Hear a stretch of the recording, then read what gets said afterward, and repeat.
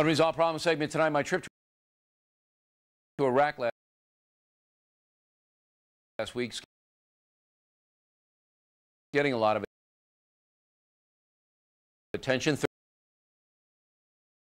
Thursday morning, I'll be on the Today Show talking about it.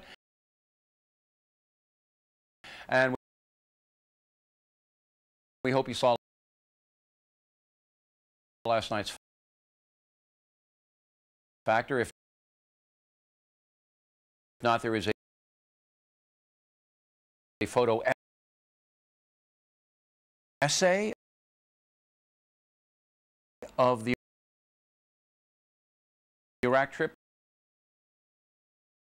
posted on BillO'Reilly.com.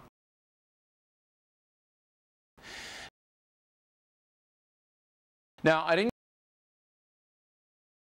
get into the politics of Iraq while I was over there, but back at home here, Iraq is the most divisive issue in this country.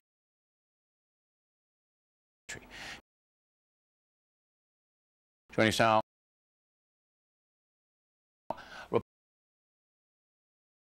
Republicans, Senator Gordon Smith,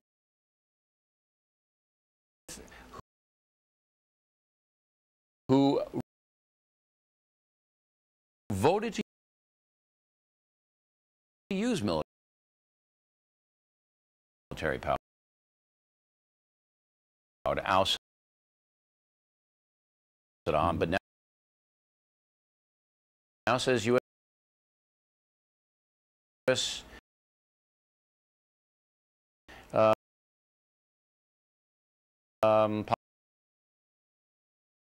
Policy in Iraq is a disaster.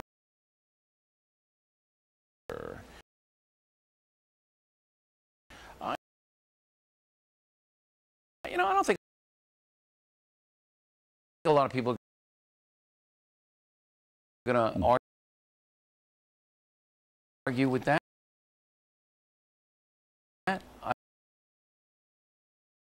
I'm,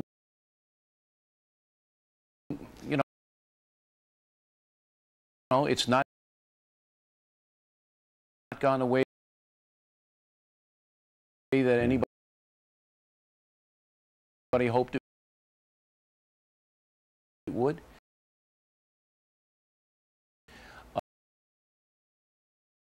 But the point, what do we do now? I mean, you've been quoted as saying, let's cut and run, let's cut and walk.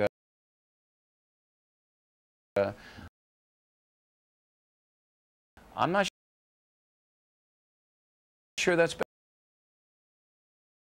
best for the country.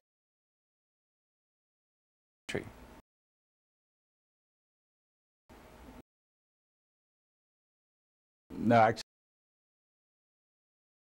what I was saying is let's fight the war on terror more intelligently. Let's do it smarter.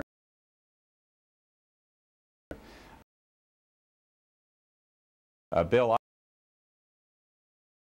I'm glad Saddam Hussein is gone.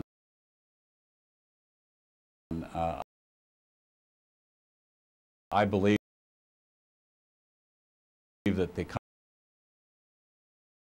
conquest of Afghanistan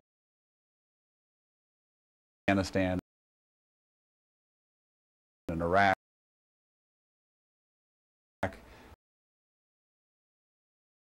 were textbook. Our military did a remarkable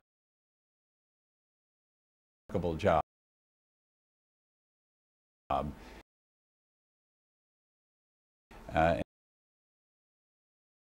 And they deserve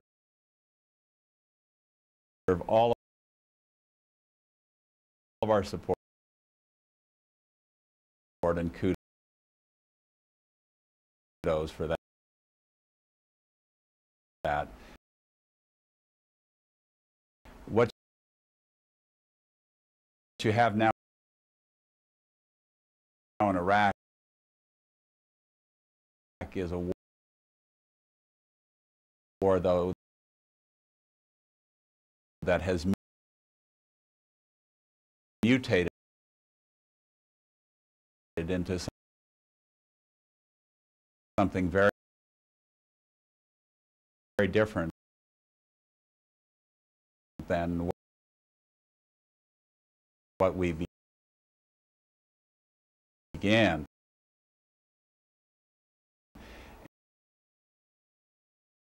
And frankly,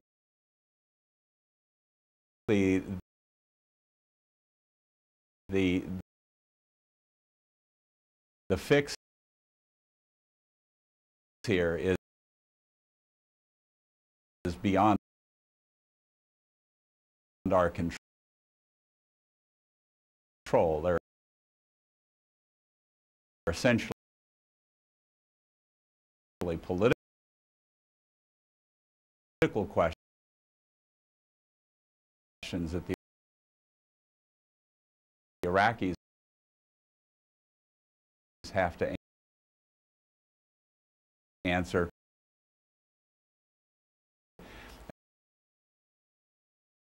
As to their own federal system, how they divide the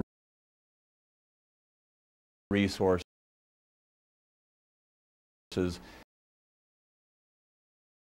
and how they live together